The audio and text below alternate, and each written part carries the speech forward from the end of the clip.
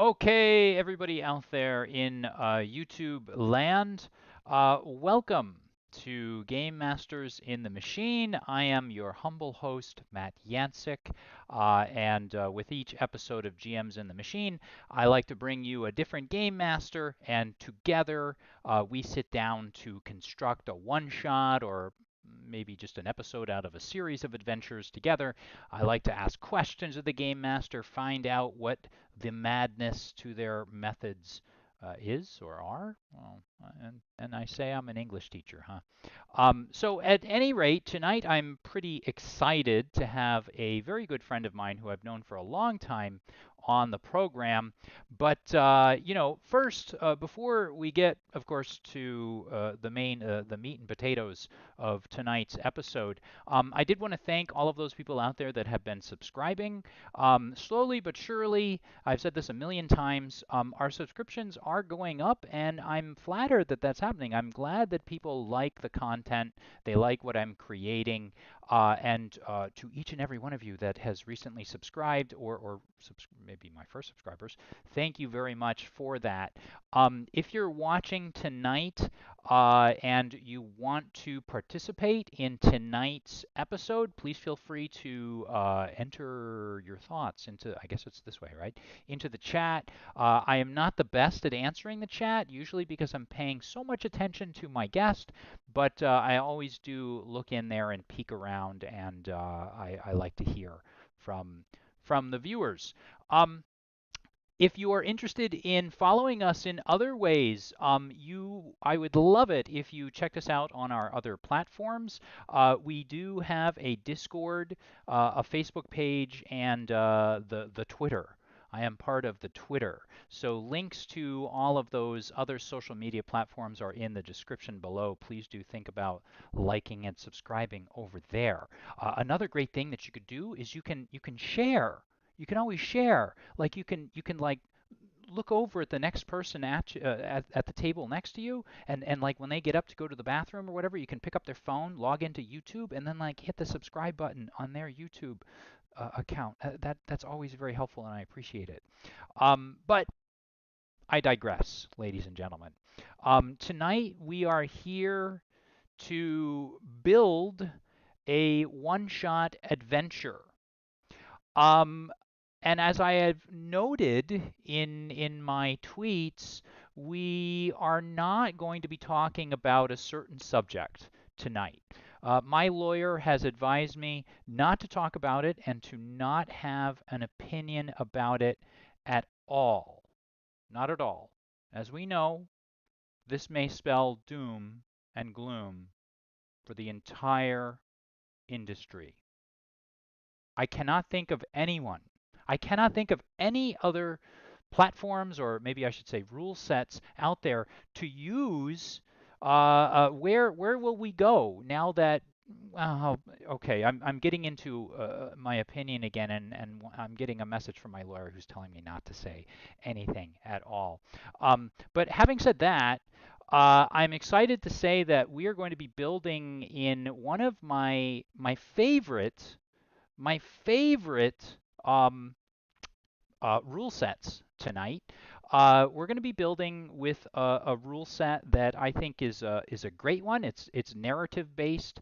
It's player facing, so it relies very much on the players making their rules, and it frees up the GM so that the GM can actually just sort of set themselves and focus themselves on making great storytelling and narrative descriptions available to the players. This system, well, again, I don't want to weigh in on how. I don't want to weigh. Okay, my lawyers are saying things again, so I better not say nothing. I'm just going to take a drink now because I'm making myself very, very excited here, and I feel a little parched. So if you can just bear with me for one moment, I'm going to take a drink. This absolutely in no way reflects my opinion of the situation going on as the role playing Twitter burns. Not at all. Hold on.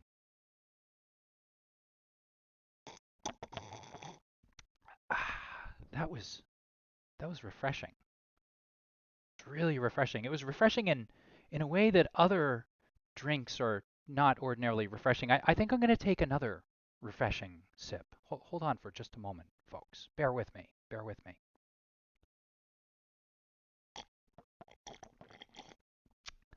Ah, that that was really good.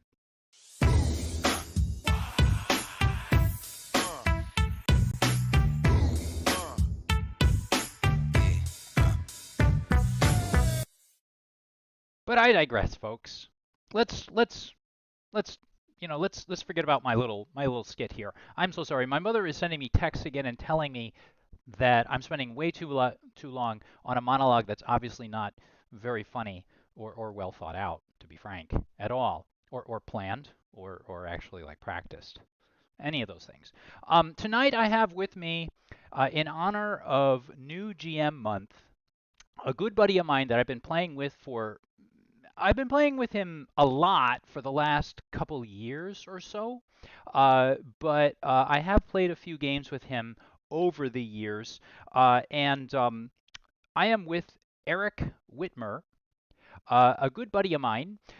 So Eric, how's it going over there? How are you doing? I'm doing well. Are you ready to construct a one-shot adventure in with no opinion about how good or bad the system is? I really, I really have your opinion, Oh, or no opinion. oh, I really okay. have no opinion. The your came from me wanting to say I'm not your attorney. None Oh, of my statements constitute legal advice. oh, okay. All right. That goes for all the viewers too. I'm not your attorney, and Right. none of my statements constitute legal advice. Can I make law jokes throughout the length of the episode, or do Well, you now that I've advise said that, against it? you can like that's literally I have to say that. Oh, okay. Literally have to say Oh, all that. right. Got it. Got it. Okay. Wow. Ladies and gentlemen, we're learning about the law here. You showed up. You thought we were going to learn about Cypher System, but not only were we learning about Cypher, we're learning about the law. So at any rate, I was mentioning that I've been playing with Eric for a few years now, and in my opinion, of course, he's my friend, so I'm a little bit biased, but I think Eric is like a natural role player. If any of you guys have ever seen any of the streams that Eric has done, to me, for someone that's been role playing like off and on, like for a couple of years, I think he does awesome. And as of late, I've been sort of thinking about, in particular, because of New GM Month, I've been thinking about asking him if he would be interested in running a game. And the episode tonight is a result of this. So, Eric, when I first came to you and approached you with the idea of running a game, how did that make you feel as someone who had never ever ever run a game before? I'd already started thinking about it because I mean not to contradict you here, but Oh, that's I fine. attempted role playing one time back in LA 10 years Yes, ago. I remember. And that was it. We didn't even make it through a game, I think. It was too chaotic. Whatnot. I sort And of I was I just basically trying to learn rules. Yeah. But then just like 2 years ago, you and your group invited me to play. And I think the very first game I played as a dragon that spoke only in rhyme. Was that the first game? I I would think that was the very first game. Yeah. Well, that's what kind of cemented it for me. Was that I think it was Savage Worlds Rifts that we were playing. I Yes, don't remember exactly. was the rule set. Had you made up Yeah. your own character with that, or was that a case where like one of us like made a character for you and sent it No, along, or? there were like templates in the book, Hmm. and one of the things was a dragon, but it didn't come with a name and equipment. It was the only template that didn't really have any backstory to it. And I was Right. like, oh, I want to be the dragon. And I the backstory that I made up Now I for it was that remember. he only spoke in rhyme. Right. Dragon hatchling is what it was. Now I totally remember. So, fast forward to a few weeks ago, after I was playing. Go ahead. after playing all that, yeah. Sorry, not to jump ahead on your question, but No I problem. will. I've been thinking, the past 2 years, like, okay, I'm playing now, but what game would I like to play?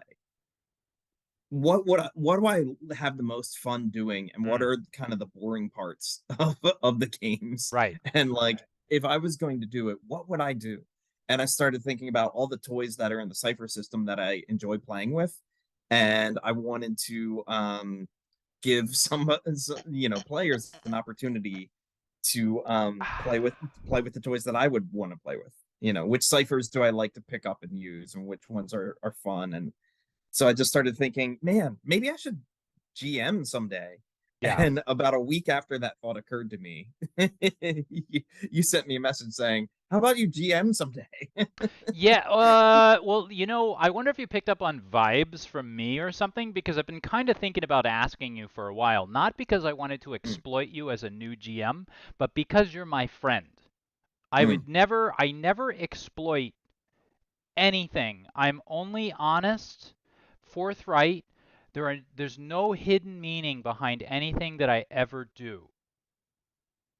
And you never like do free advertising or like favor one person over No. another or one No. team or system. Bite There's your no tongue, favoritism. sir. Bite your tongue. What? Bite your tongue, sir. That is Right. not what I do. Anyway, I'm just trying to have some goofy fun with this. But at any rate, I'm so glad that you accepted. So can you tell us a little bit about what you like? I'm kind of curious to know, like, are you nervous at all to be game mastering? Like, so many people will come on, or so many people will like start out, and like, how do you? I'm I'm a little bit freaked out about how to run through like a combat and the rules and Yeah, tracking like the hit points and making sure like, oh, wait, you killed the creature. Oh wait, no you didn't, because it's got 5 more hit points left, yeah, and stumbling through that process. yeah, I'm nervous that I'm going to screw that up a little bit. yeah. But mostly I'm excited, um just to have people run through the world very quickly and breezily. Right. Well, I guess from one teacher to another teacher, because Eric, in addition to being a lawyer, he's also a teacher. Um, and from one teacher to another, I mean, I'll just say that there's so many things that I bring, I think, from the classroom environment to the tabletop environment. It's not exactly the same, but I guess if I were going to give you some sort of advice or recommendations, not that that's necessarily what I'm here to do, I would just say, like, honestly, like, you can trust those teacher instincts. I feel like a lot of the time, the things that I fall back on in teaching are often the things that pay off in game mastering. But at any rate, for you viewers watching at home, tonight what we're going to do is we're going to go over Cypher System a little bit, and we're going to build. Ordinarily, I would build like a system agnostic adventure, but the truth is, and this is not a joke, the truth is that Eric and I are most familiar probably with Cypher. And Eric had actually just said he wanted to build in Cypher, so that's really why this is happening. So there are going to be a few steps that we're going to go through here, and I kind of wanted to go over them with you folks at home just so you know what we're doing.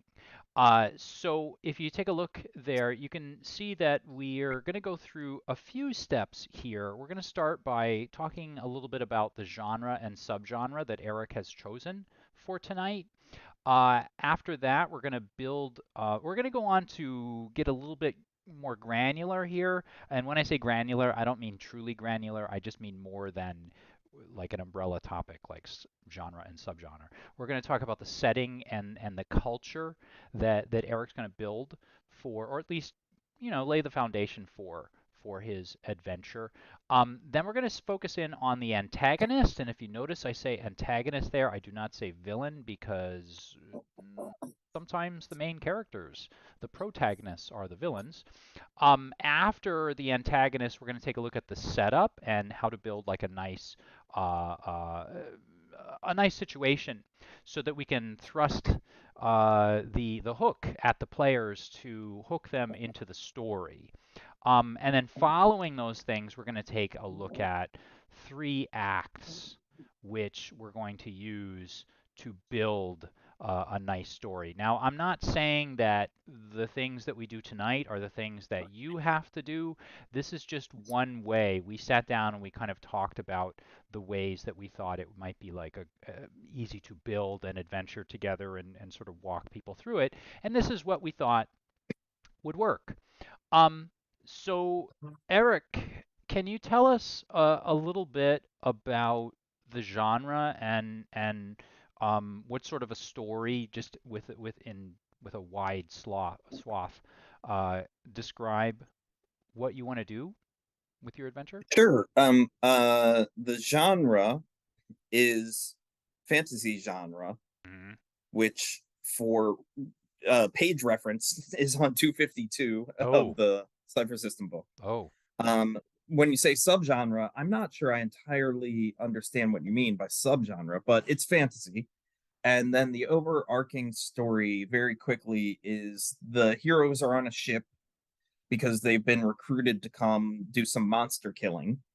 The ship arrives, they go to the king's mead hall, where the monster keeps attacking. They wait for the monster, kill the monster, then they have to track the monster back to their point of origin. Either the monster wounded leads them there, or they have tracking skills. Depends on the party, depends on the roles. But they wind up back at the monster's lair, Mm. which is Act Two. Act Two is it starts as soon as they kill the monster, and then in the lair they find another monster, and then when they Ah. kill that, that triggers the release of the big monster.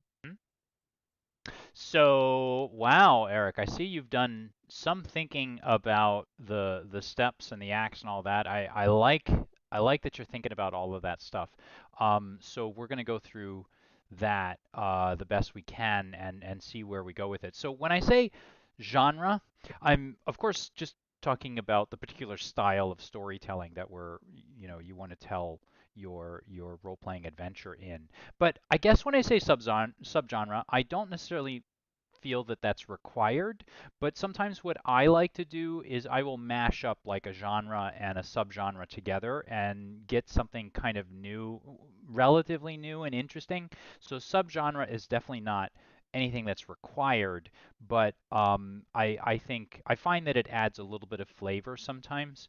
Maybe when I'm getting desperate and I feel like, oh my gosh, my adventure here is not very interesting. I need to add something in there.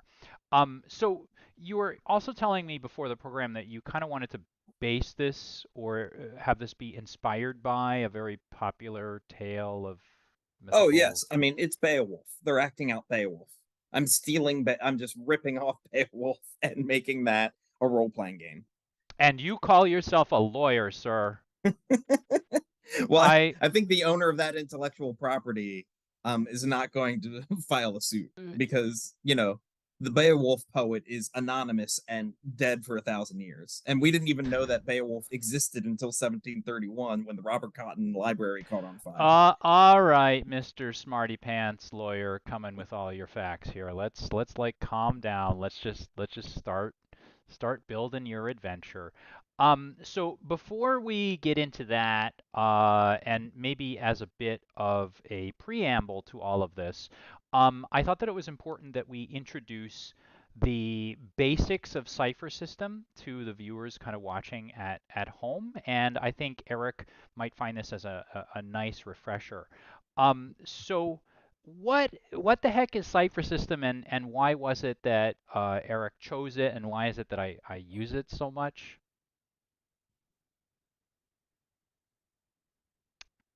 Refreshing. Well, There's Cypher nothing left in that cup, is There there? is. And It's empty. you know what the funny thing is? I actually poured this like an hour ago and I've been slowly sipping it because I was so worried that what it would actually happen is live on the air. I would be sipping and I would go down the wrong pipe and I'd get like crying eyes and red eyes and not be able to communicate for 15 minutes.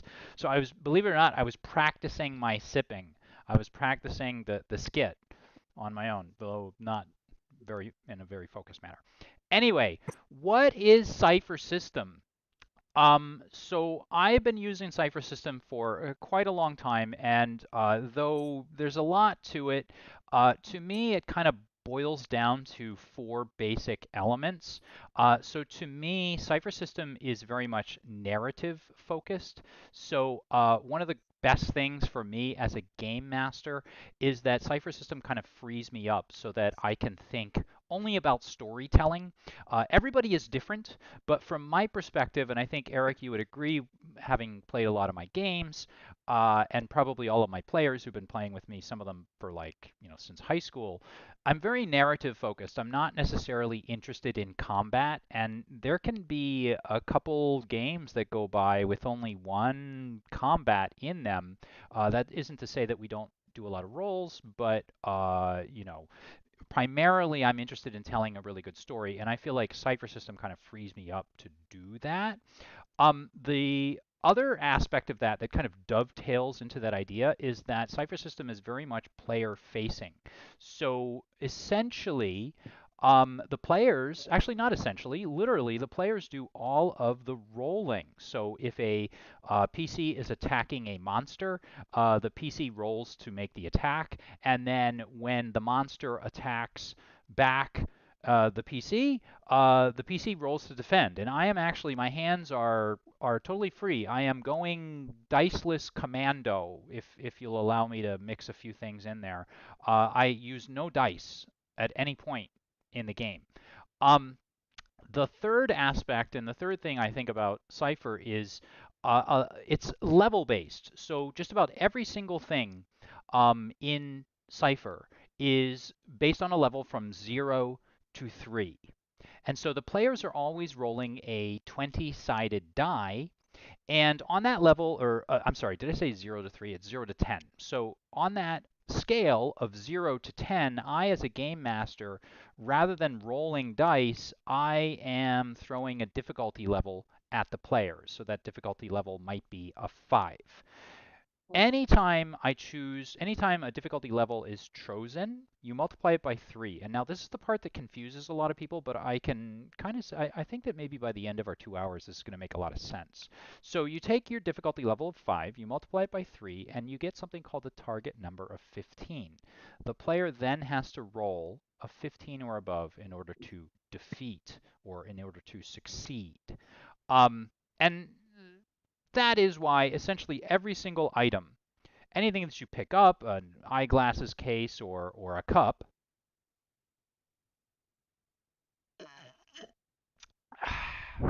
has a cipher level to it. And it's a quick way for the game master, if the players choose to attack or interact with something that they hadn't thought of before, you don't have to build an entire stat block around it. You just assign it a difficulty level from 0 to 10, and the players roll against the target number in order to succeed.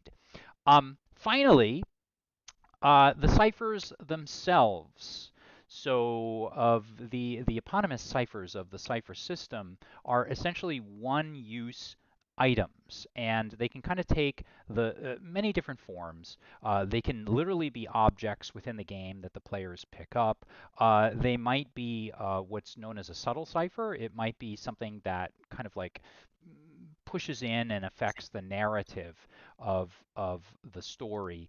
And these ciphers are meant to kind of randomize and add a little bit of surprise to a game. Players can carry up to 3, and I think in some cases they can go actually up to 4. But the idea is that the game master keeps throwing ciphers out at the players in order to encourage them to use them and keep the variety of ciphers kind of coming fast and loose. So those are maybe the four things. We'll talk more in depth about all of those aspects as we go along. But those are the four things you should probably know up front before we start talking about the game that Eric is about to build. Um, so getting back to your idea, Eric, I'm sorry to have gone off on a tangent soliloquy there. You appear to be nodding off. No, I'm just No, just kidding. I'm fine. He wouldn't do that. I don't think Eric would do that to me. Not on purpose, anyway. Can you tell me a little bit more about the genre that you want to play in here? And I think that the genre is important because it's going to help us establish the look and feel, which we can tweak as we go along. But what kind of a look and feel do you want this game to have? What kind of imagery, what kind of ideas or themes do you want to kind of play with? Well, as far as like setting, what it's going to look like and feel like, it's going to be a coastal town of 10th century England is basically what one would envision it looking like. Um, there's a shoreline, there's a mead hall, Hmm? there are scattered distant houses kind of clustered away from the mead hall, and they are circular thatched roof, one room dwellings. I mean, they're not impressive at all. And that's kind of the idea for the So, setting. all right. So then why don't we, if there were going to be a feeling to it, like, is there a feeling of foreboding over the entire game? Is there a feeling of excitement? Is there trepidation? Is there, and again, like, we don't have to totally establish these things, but I found, Mhm. like, if I have an idea of roughly, like, the feeling I want to invoke, it sometimes helps me with my Right. choices later on in the game. Yeah. Well, the feeling should be very uh well, I would say out of the words you used, foreboding and trepidation Hmm? would be fairly fitting. The land is cursed because the king couldn't fulfill a kingly duty. So everyone feels like, oh, this we don't have, we're a falling civilization. This town is going to go by the wayside because the tradition is, um it's pre-legal system. So it's just honor killing, revenge killing is the way of dealing with murders. So you killed my brother, so I'm going to kill you now. You killed my father, prepare to die. There's no judicial system other than honor killing. And the only way to break the cycle is eventually you pay what's called weregeld, which is translates as man money. And you pay off someone. Sorry, I killed your brother.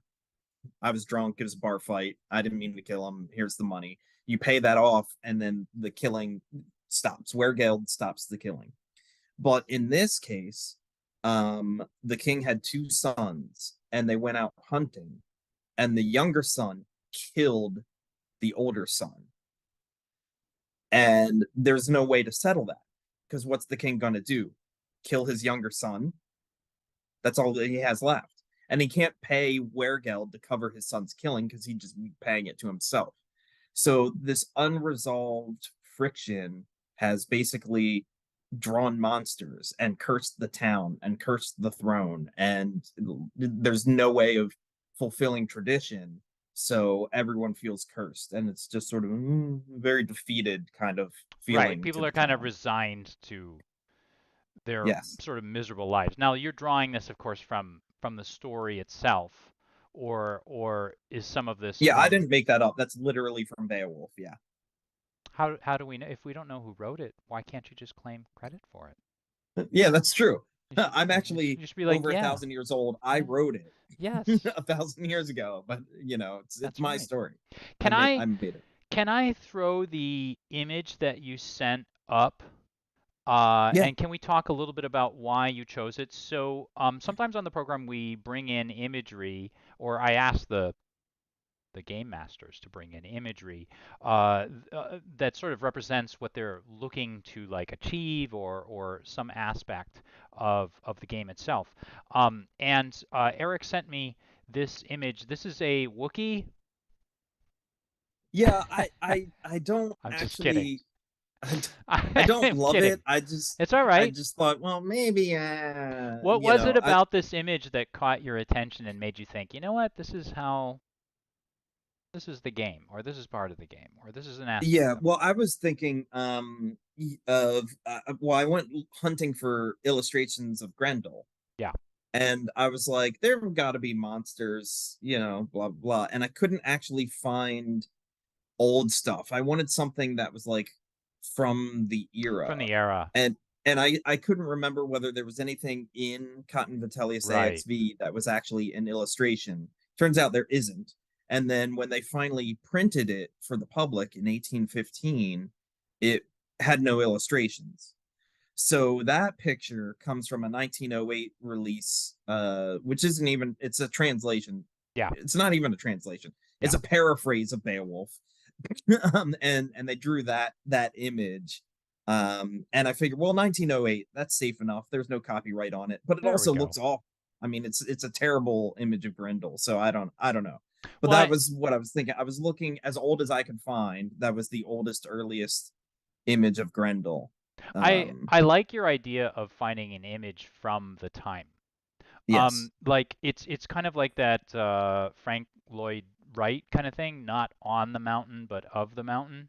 Mm, That aspect of like a lot of times we feel like, this movie was definitely made or this book was written in 2023, mhm. but and you can tell by the language or maybe by the cultural touchstones or whatever.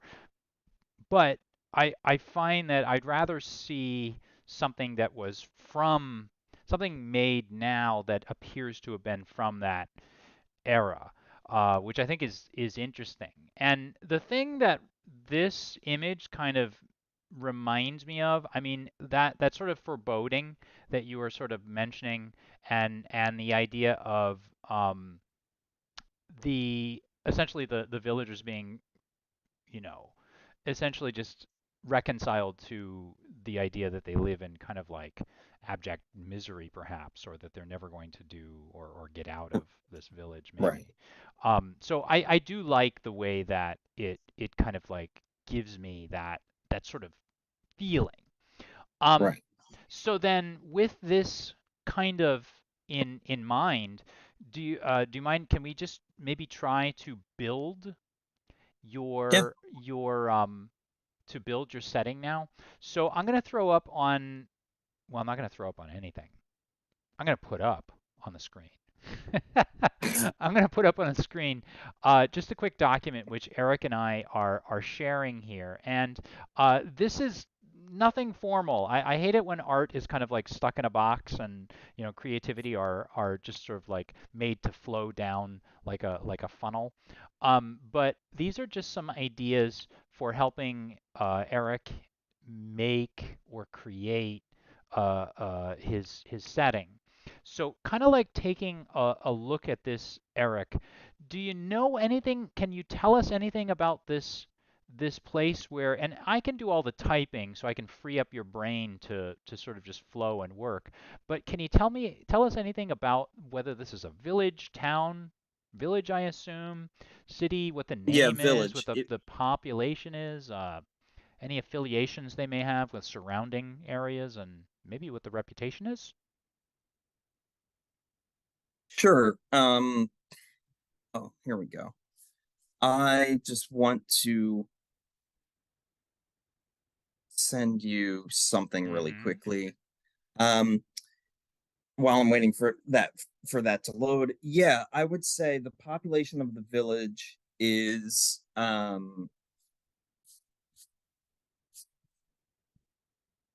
about 100 people, Oh, and they so it don't really all is that live small. because Yeah. yeah, it's fairly small.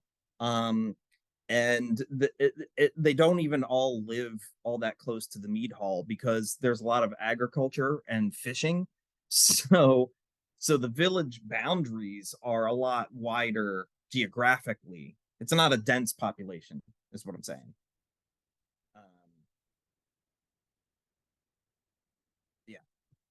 So like some are out on farms, some have boats near the water because they fish, but the total population of putting them all together is like 100. Okay, cool. What's the reputation or what's the reputation of the village then? I think this kind of ties in a lot to. It's a failing monarchy. This is back when there would have been seven major kingdoms in England, and then just a few, like a handful of minor places. uh kingships. So this would be like kind of the smallest fiefdom, and it everyone thinks that it's on the down taking a downturn. Cool. I was gonna say on the men, but that's literally the opposite. Like it's It's getting it's better. it's near the end of its Looking life, for the like silver petering out. lining. Yeah. Yes, Okay. That makes some sense. Um, running on fumes, I guess. yes. Yes. So then you don't happen to have a name for this village at all. It's completely not necessary at this point, but I'm kind of curious. And you could always make it up as we go, but any idea or? Um, I know the king's name is Hrothgar, but I Ah, can't. Um, that works. yeah, Rothgar or like Rothgard? Gard? sorry. Do Gar? you? I can spell it for you. It's Eric. Hrothgar. Hrothgar. Eric, I'm constantly impressed by your attention to detail. I love it. Okay, cool. Any particular affiliations? You know, if we went to the other villages around this particular village, would there be some sort of connection between them? Do people avoid the village? Yeah, no one wants to have their name associated with Hrothgar's village. They kind of avoid it. He's not hated. No one's angry. There's no like threat of war. It's just his friends are no longer have fallen silent. He Ooh, went from being the popular kid in school to like being the outcast who sits at the cafeteria table by himself, you got know. it. Oh, I love it. That's a wonderful image. Does he sit in the mead hall by himself where everyone else is off having fun and he's at the loser table? Sorry, I couldn't help myself. I mean, Um, it's that equivalent. so how about any kind of the next sort of thing I think it's often fruitful to think about are the ways that we can kind of break down the village, and ways and in case anyone out there is wondering about this, one thing that I find to be really useful, and Eric, you can tell me how you feel about this, is players often they throw curveballs at you, and you often have no idea where they're going to go. And one thing that I find helpful is to typically know 6 or 7 different aspects of culture of the location that I'm going to be dealing with. So when I'm running a one shot, what I like to know is, um, what is the economic system like? What is the governing body? What are the major religions? What are customs and traditions? What sort of art do they have? What language do they speak? And how is the society organized? When I'm teaching social studies, actually, these are 7 pillars, or 7 aspects from which every culture actually shares to one extent or another, even if it's the absence of one of these aspects, that is an aspect in and of itself, and it usually reflects back on the culture. So one thing that I like to do is sort of like think about those 7 aspects. So I don't know, Eric. Do you know anything about the economic systems or the language, or does anything, probably more importantly, is there something distinct and unique about the village that stands out from that viewpoint at all? Social organization, the government, the type of religion or religions that they have, customs that they hold true to, economic systems, any arts, literature, or language. Do any of those kind of stand out in the village or interest you in any Well, way? one of the things that might be noticeable for the players in terms of both religion and language, is they will, and I'll spell it for you. They will probably encounter a monk Hmm. named Kedman, Ah, and Kedman is instructing everyone in a new religion, which is worshiping one single creator of the entire world. And the old gods are falling to the wayside, and they're transitioning away from worshiping multiple gods who might have various characteristics related to nature around them. There might be a sea god and a forest god and a swamp god that people used to worship, but those worship practices have pretty much fallen by the wayside. Right. And Kedman is sort of the spiritual leader of the village, and the players might encounter him leading a prayer that starts like this: Nu Shulan Herrigen, heaven rich is word, Methodus Magda and his Modjathunk. You should have said it goes a little something like this. Yes. That would have been a little more incongruous, ironic, and funny. But I like it. I like it, Eric. Um, cool. And one thing I want to sort of mention about Eric is that he constantly impresses his fellow players with his dedication to languages and linguistics. Yes, I don't think it was the first game, but it was one of the first games where you were rhyming constantly, and it was super impressive. How about anything else? Any of these other aspects? We have social organization, government, customs and traditions, economic systems, arts and lit, language. Do any of those stand out? Well, I think I gave you a taste of the language, Oh, right.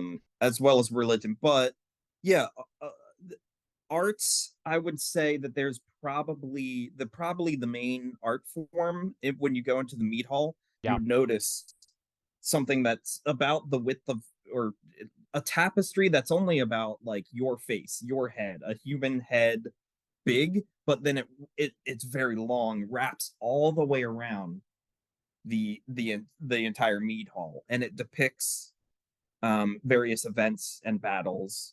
For example, it actually happens to capture Halley's Comet going by. Hmm. And it And just these are sort of catalogs. significant events within Yes. the village's life, within its Yes. lifespan, maybe is more appropriate to say. Okay. Right. All right, got it. Was there anything in there? Because you had mentioned, of course, that they eventually the protagonists, our main characters, are going to be confronting the the monster or the big baddie, the Mm-hmm. antagonist. Is there anything in there that depicts that creature itself or the other creatures that sort of surround it? Yeah, it would be the latest entry at the end of the tapestry would show the last time that the creature came in and grabbed a guy and bought Bunlock and bit his bone enclosure. Who's on what That was now? Bon Loken, bone enclosure. It's like a fun, colorful way of saying your body. Yeah. It's like, that little house where all your bones are kept. It's your body. That's your Bon Loken. So when he bites it, when he bought Bon Loken, that would be on the tapestry. Oh, that's cool. Actually, and I like the way that we're doing this too, because to me, I'm starting to get a sense of what the village is like. Like, if you just told me these things right now, I kind of had these images in my head, and I can see how the mead hall looks, and this image of the tapestry that's wrapped around it, and I can see the monk, and maybe I can't remember quite what you said, but I can sense kind of the mood of Cadman the monk as he's sort of moving around through the village. And I can also kind of hear the language. Again, I might not remember exactly what you said, but I have like a very general sort of feeling. Do you want to work on anything else here? You don't have to. We can just sort of move along. But if anything else stands out, we can certainly record it. The government is the king, No, I'm correct? just the general mood, maybe for like texture, like the walking around, there's a lot of mud and and sloppiness. It's your boots are not going to stay clean. You're going to encounter, horse poo, and villagers are going to be missing some teeth and all that. It's not like a bright shiny Camelot on a shining hill type of place. It's great. I like it. And one of the things too that I like about sitting down to do something like this is that it gives me, and again, Eric is going to be his own game master, but to me, sketching this out is like making verbal sketches for myself so that later on when I'm at the table and I'm having trouble like describing something, I can often fall back on descriptions or things that I thought about or imagery that I sort of created for myself when I was at this stage of things. Um, so then, unless there's nothing else maybe that you want to talk about as far as the village goes, could we move on to the antagonist, or is there Yes. something more? You're okay with that? No, I'm good with that. Okay, Yeah. cool. All right. So then let's talk about it. Tell me something about. Now you mentioned that it's not one antagonist here. There are several, correct? Yeah, well, I tried to have a new antagonist for each act. Sort of like defeating the first antagonist is the end of Act One, and then everything beyond after that moment is Act Two. So, Can you tell me a little bit about, like, I have my theories and ideas, but can you tell me anything about why you've chosen there to be multiple antagonists as opposed to just say one? because having this big, long, drawn out, walking around, trying to figure out where's the one antagonist, uh, just felt boring. Just boring to me. I wanted the players to have something to do. I don't want them to log on and have a 17-minute lecture on the pewter cups that everyone's drinking from in the mead hall to texture the environment. I wanted them to like come in and go and get stuff done and do things and have tasks to achieve and like enemies to fight and blah blah blah. So I just didn't want to be faced with like four people on a Zoom screen and just tell them a story, and have them like just choose A or B one time. Right. There's a couple things I want to note about what you just said. The first is like, oh man, I didn't even blink when you said it, but you talked about playing a game by logging on. And it just makes me think so much. Well, okay, this is good and this is bad. It's good in that we are now able to log on and chat with anyone we want to, and do, like, I would not be able to play with you in person, because we're just geographically distant. But we can play anytime we want. But the sad thing is, or not, I shouldn't say that because there are wonderful things about playing online. But kind of the thing that makes me think about how we're in 2023 now is that it is very common for us to be able to log on and play with people we might not otherwise. Um, but at any rate, I do like your idea of having several antagonists and kind of working your way through them. I think that's actually a really important thing. The idea of the players sort of doing, you worry that your players are going to do like nothing, nothing, nothing, nothing, nothing, nothing, and then there's going to be suddenly some explosive ending, a combat that takes 45 minutes or so, and but leading up to it, there's nothing kind of going into it. Um, so let's talk then about these antagonists. Like, who are they and how do you envision them, and maybe what are you thinking about, like, the order that the players are going to face them in? So the monster that attacks the mead hall, the one that they've been called in to tackle, um, this is me speaking as a student, less as a teacher. I like it when the teacher tells me where in the textbook we are. Like when my property professor was like, "We're gonna do this case," you know, she would say like, "It's on page 312 of the textbook." So I just like page references. So on page 315 of the Cypher System book, there's a creature called an abomination, Yeah, and it says post-apocalyptic setting, but yeah. it also says sometimes they're called ghouls, which makes me think that they could be used in a fantasy setting. But I'm just stealing this level 5 character to be the monster of the meat hall. And it would be one monster. And then when the players start fighting the monster, to their surprise, a second one shows up, Okay. and they are brothers. Okay, okay, got it. So let's talk about like the abomination on page 315 then. We don't have to know the specifics of the abomination.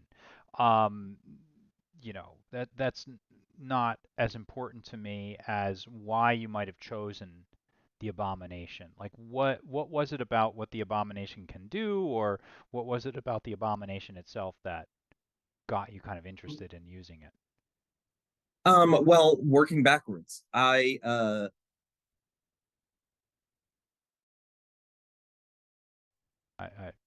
my lifelong coping mechanism for ADHD, and that presents differently in different people. yeah, Um, but the for me, the biggest symptom is executive dysfunction.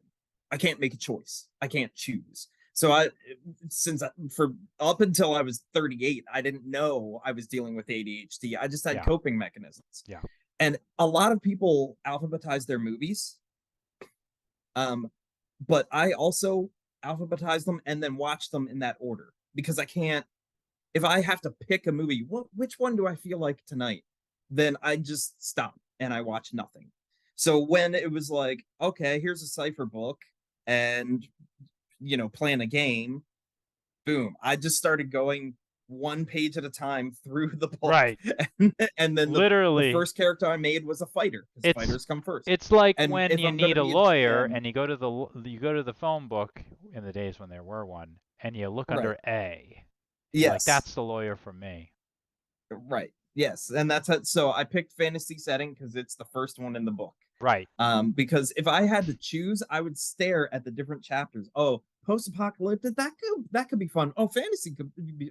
Oh, horror could be fun. And I'd just be paralyzed. So I just went, okay, I'm just going to go through. I'm assuming I'm going to GM multiple times. I'm going to go through and do each one. So I chose Right. fantasy, and then abomination is first So in the list of players so creatures. the players that play So in your game can expect they can get a preview and they can know what they're going to fight next based on what they fought last and what they're fighting in yes, alpha they're going to fight their adversaries in alphabetical order.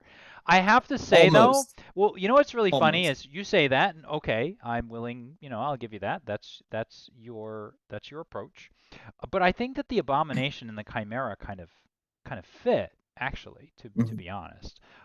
Yes. I was expecting you to say something like, well, I took a look at their combat methods. I took a look at the way that they interacted with the environment. I was expecting something like that. No, but this is so one of the things that I enjoy about living this way is there's an unexpected synergy that often happens. Like I knew I was going to do fantasy, and then I was like, well, where the heck am I going to get a fantasy story from? Yeah, Because I don't, coming up with something, I don't know. I'd rather just steal something. Am I just going to steal from an unnamed system, which might be the most famous right. one? Am I just going to steal an adventure out of one of their like, You could totally do that though. That's totally fine. or yeah, I could. Or what if I just do Lord of the Rings and I just steal Lord of the Rings? I could steal that. But then I thought, well, fair use. Let's do fair use. And I'm currently reading some Old English poems. Right. That's the book that I'm going through is a book of Old English poems. And I was like, well, why not Beowulf? I'll But just steal Beowulf. it's so true. Like I And can't. then Oh, go ahead. go ahead. And then I. Abomination just so happens to be as close as you're going to get Mm, to Grendel it at, works. You're in right. the whole thing. So that's the Yes. synergy right there. Yes, but it was not planned. Can you tell me though what was it about the abomination that works for Grendel? Because like looking at it, and this is something I kind of wanted to go over as well. If you don't mind, I want to sort of explain to the viewers the way that a basic Cypher NPC or creature is built.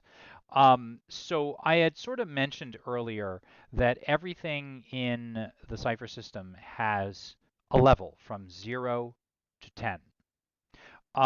And the idea is every one of these items is assigned that level, and the way in which you choose, or the way in which you find your target number is by multiplying that level by 3. So let's take a look at the way that a roll happens in Cypher System. So first of all, the game master either sets or they find within the text, the book that they're using, the level of the creature. And like I said, that may be anywhere from 0 to 10. So that is called the difficulty level of the creature. Then what happens with that is that the player and the game master they sort of negotiate, and I put negotiate into quotations there because it's not like they sit there and have a debate, but they talk about how to either ease or hinder the difficulty level. So if I choose for Eric's combat, let's say I choose him to fight this abomination, which is level 5, I multiply that by 3, and that gives me a target number of 13. But he and 15. I, oh, I'm sorry, 15. Thank you very much. I'm an English teacher, not a math teacher. Have you been Um, watching 101 Dalmatians? Because they actually make that exact mistake. oh, do they?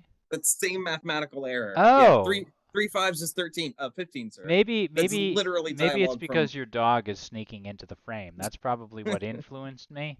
But at Yeah. any rate, so the difficulty level is a 5, but then the player and I, or the player and the game master, the player and Eric, will negotiate to either ease it by lowering that by 1, 2, or maybe 3 steps, lowering it to a 2, or I might actually hinder the task if, say, the players are going up a mountain, and I'm going to say that, well, this level 5 is actually a level 6 because you're running up a mountain.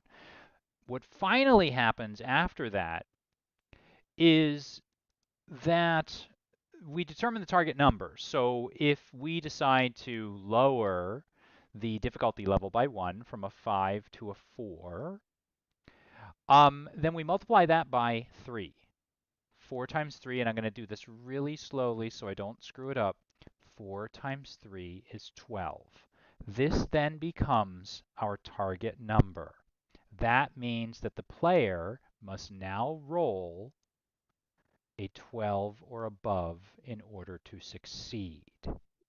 So the abomination is a level 5. So that means that's kind of to me, that's a character that's kind of easy, or not easy. It's a good sort of starter character because it's easier for the players to maybe lower the difficulty and to roll against it. And what I like about your choice of that as the first monster is that the Chimera is a higher level character. And then the dragon is even higher than that. So it's a sort of incremental increase from level 5 to level 6 to level 7. Again, unexpected, but very welcome synergy. Yeah, that's kind of perfect. And it really works. And I think it works just from a storytelling perspective. Like I think traditionally the first sort of like act or the first obstacle that the heroes face is one of the easier ones that sort of eases them into like the story. And I think choosing the abomination is kind of a good idea. Mhm. So with the after the what are you going to call the abomination though? What is it actually? So You're the reskinning it, correct? yes, the abomination's name is Grendel. Oh, okay. But All I right. don't know that I'm going to tell my players that because I'm not sure that I want them to know that they're just acting out Beowulf. I want to leave that for them to figure out, which is why I also want to put in a twist because in Beowulf there's one Grendel. But I'm going to give them two of these abominations to fight. Also, because if there are like 4 or 5 players and it's only level 5, let's say somebody rolls a 20, well, it's just dead. And that was no fun. Everyone else didn't even get to pull out a weapon. Right. So so I want to have a second one, and I want to give them some gear. Um, and the gear would be one of the Grendels, and this is also thinking ahead to players and sort of their planning skills. They they might hear from the NPCs, oh, this thing just storms into the mead hall. Well, let's wait outside. Mm. We're going to camp outside and trap it. Well, if they do that, then I want them to encounter another one, a second one that they weren't expecting, get caught off guard. Right. And actually, okay. I like that idea. So again, it's kind of with like an escalation in the tension. Like typically, Mm-hmm. I like this idea because the monster shows up and everybody thinks, okay, we're going to fight the monster and kill it. And then even if they say kill it, or even if they run away from it or whatever, there's a second monster, its twin sibling, that Hmm. is sort of waiting there to come at the players. Um, Right. s- And one of the monsters, hmm? page 257 for reference, one of the monsters has a soul flaying whip, and that's what it's doing is it hates the sounds of celebration, and all the noise from the meat hall is driving it mad. And it Right. comes in and it hits these guys with a soul flaying whip, and it also uses the whip to like wrap around, grab, and pull its enemies closer, and then bites and eats these guys. And And that is the particular weapon that you've chosen for the abomination, correct? Or for I yes, should say for for the one of Grendel, them, one of the Grendels. yeah, for the Grendel. And if the players kill or even injure it, like badly wound it, it will drop that, and now that becomes player gear that they can pick up, and they can carry and use the soul flaying whip. Okay. The brother is going to have a ring of dragon's flight, Hmm? which gives it a temporary wings that sprout, and it's going to land on the roof. If they're outside and they're like, "Oh, we're gonna wait for it outside and Right. trap it in the meat ball," and blah blah blah, it's going to see the brother land on the roof, and now you have a second problem to deal with. Yeah, again, I really like this idea. Like to be honest, I think one of my blind spots or one of my weaknesses is when it comes to running a game is the combat. Like I just sort of confessed, and you know this, Eric, and all my players know this. I'm far more interested in the narrative and stories and twists and turns and detective work and things like that. Um, and so I have a tendency to not think my combats through and make them as interesting as possible. But what I like, or at least as unique or flavored as possible. And what I like about what you're kind of doing here is that you're making each, the two Grendels are essentially the same, but they have two different methods of kind of like conflicting with the players and attacking them. Um, okay, so if we have two Grendels which may come at the players, you had mentioned that there was going to be one more monster. That's the Chimera above that. What role does the Chimera play in all of So this? the Chimera is the mother of these two Grendels. And when the players kill them and take their gear, the Ring of Dragon's Flight and the Soul Flang Whip, um, they can then wind up at the lair where the Chimera is. And what I am hoping to do, I can't say this is what I like to do as a GM because this is my first time, Right. but what I would like to do is have the the combat outcome influence the next part of the story. So if one of them pulls out this amazing, incredible Cypher that just explodes the Grendels into pieces, Mm. and there are chunks left, that's actually going to make it difficult but not impossible for me to transition to Act Two. What I'm more expecting and hoping is that they won't be able to kill completely these Grendels, and one or two of them will be mortally wounded and run off. Can I make a suggestion here? Yes, There's nothing stopping you from making there be a third. Is there? that's true. That's true. So if they're both dead and exploded, Right. One of them then I like can just make a stands third. up from behind a bush and gets shakes a fist at the player characters, then runs away. Right. Could always have that happen. Yes.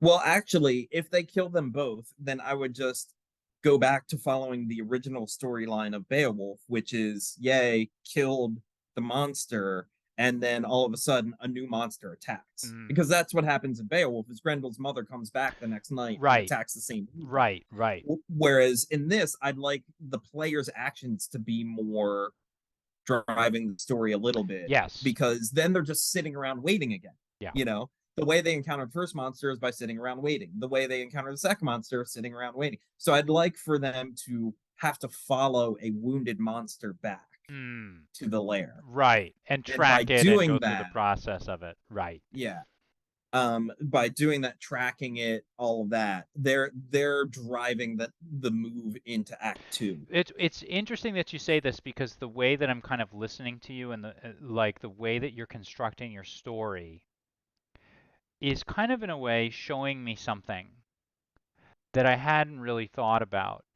And I think one of the problems that I often have, and I think just game masters in general, is how to not make the players drive the story, but how to get the players to want to drive the story forward on their own, right? Because you can like throw things Hmm. at them. But what's interesting is that I typically think of a game in terms of three acts, right?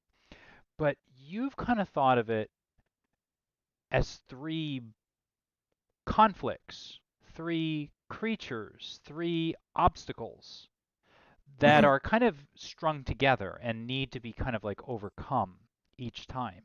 And I think that's actually really appropriate for the type of game that it sounds like you're building here, because sometimes, like a lot of times, I build mystery games, and I build like games where like they're people are playing detectives and they have to go around and find certain things, or they have to interview people, or things like that.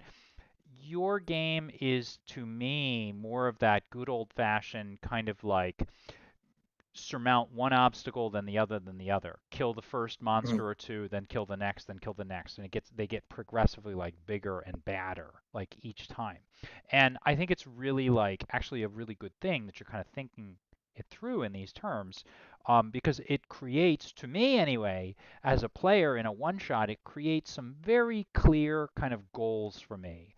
And when the players have clear goals, they're able to kind of step forward and just sort of like get into it and get on with it. And I think some of the worst games I've played, or I've run, I should say, are games when I don't give the players clear goals. But if they know they have to kill this monster, and then there's a bigger monster behind it, and a bigger one, and then a final one, then they have like a clear set of goalposts that you keep yanking and shifting so that you can pull them along. Um, Was there anything else you wanted to say about the Chimera and why you may or may not have chosen it? Like you were talking earlier about the weapons you gave Grendel, the Grendels, Right. the abominations, and you were talking about like the method that they might attack or approach.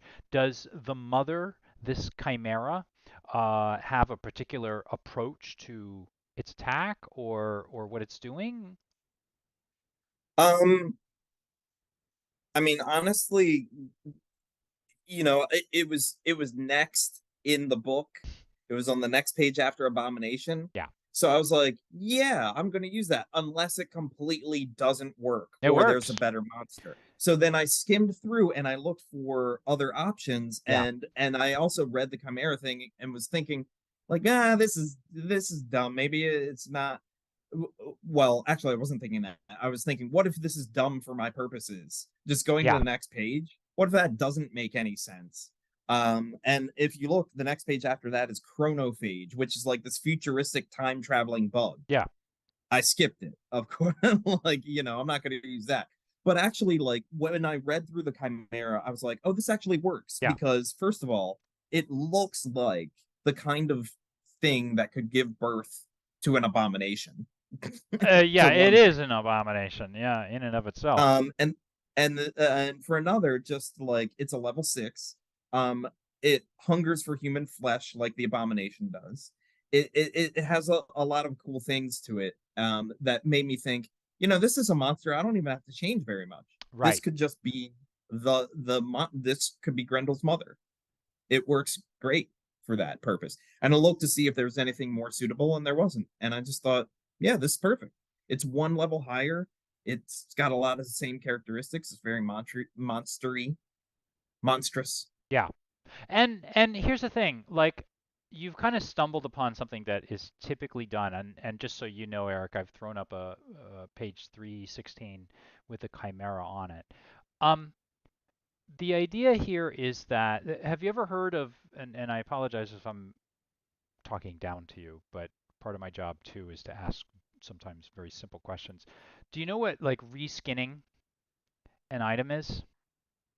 Yeah, Yeah, yeah. so You just say that it's something else, and right. maybe you describe it differently to your players. Yeah, and I think that obviously, the Chimera exists only in the players' imaginations. And unless you pull out like a photograph or a illustration or something else, or you describe it in that way, I I you're hope there's no photograph well, of I the know. Chimera. As I said that, I I'd was be a little like, concerned about the as I reward. said it, I was going to retract it, and I thought, you know what? I'm just going to go with it. I'm going to run with it. It's a Sunday night tomorrow. It's Right. snowing here in Boston. Is it? How is it Yeah. in?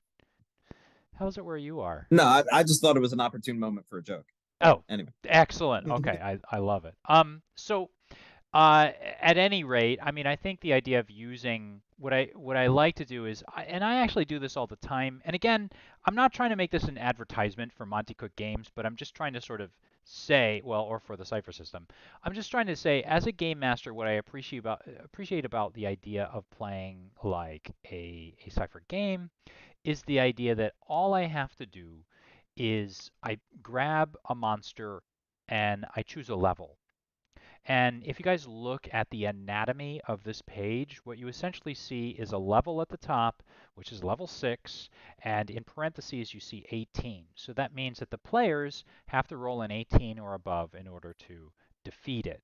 Now you'll also see other little things in there, details where they adjust it. It may have a certain attack. It may have a certain defense, which is higher or lower than that 6. And that's kind of where the customization comes along.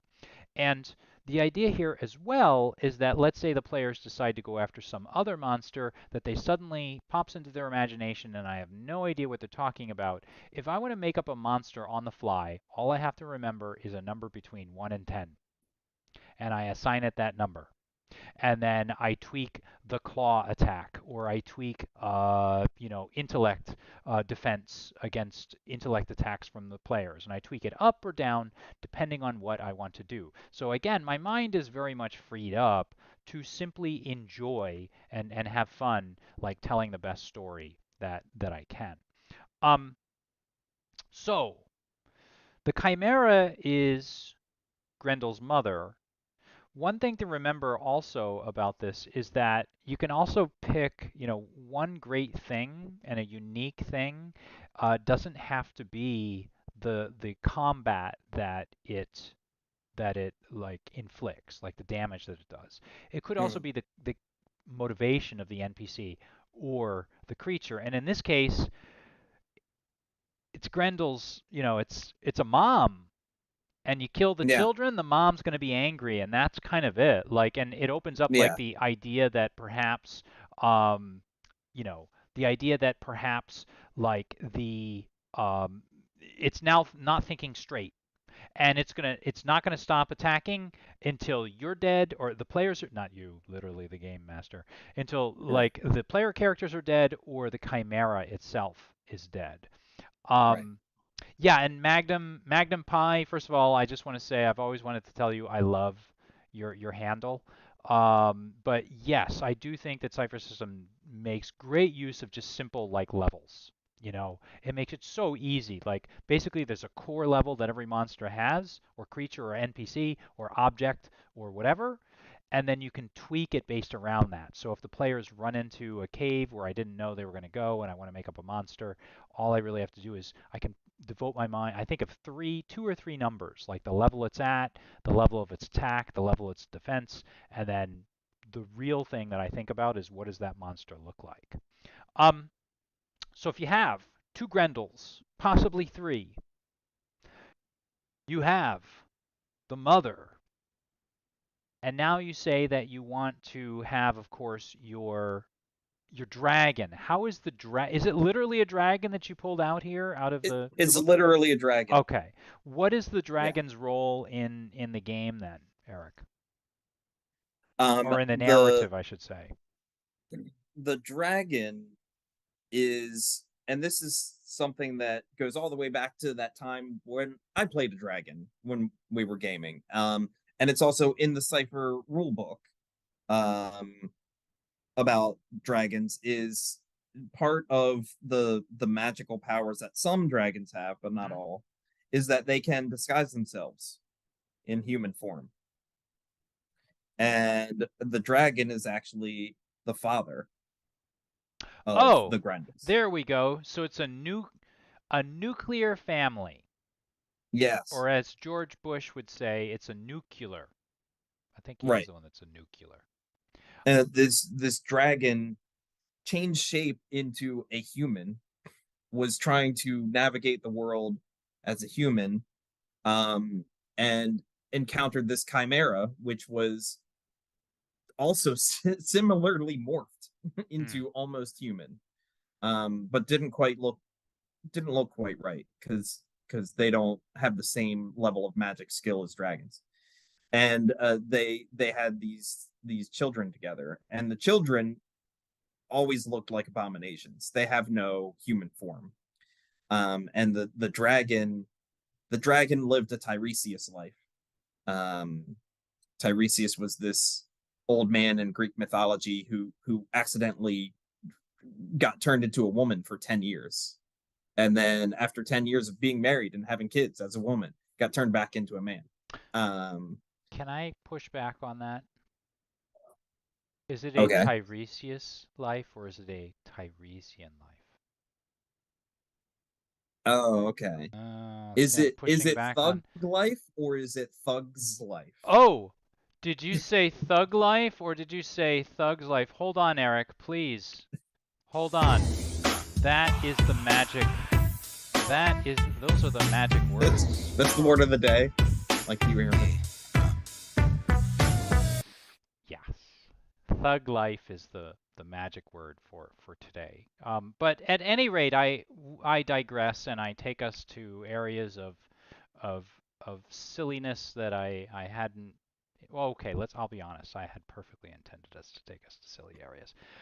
So at any rate, um, the dragon is the father, which I think is even greater. Like that's the next level up. Let me ask you this: here's my question though. Is the dragon then going to be the most powerful or the final or Yes. and what's interesting though is that the dragon doesn't even necessarily have to be the most powerful because by this point, after having beaten through, theoretically beaten these other two or three or even it could be four adversaries if there is a third sibling, Hmm. the characters are probably beaten down at this point and Right. like they might not be doing so well against a dragon at the end. So what is it then about the dragon? How would you like to use the dragon? And are you going to have it be a dragon, or is this going to be another sort?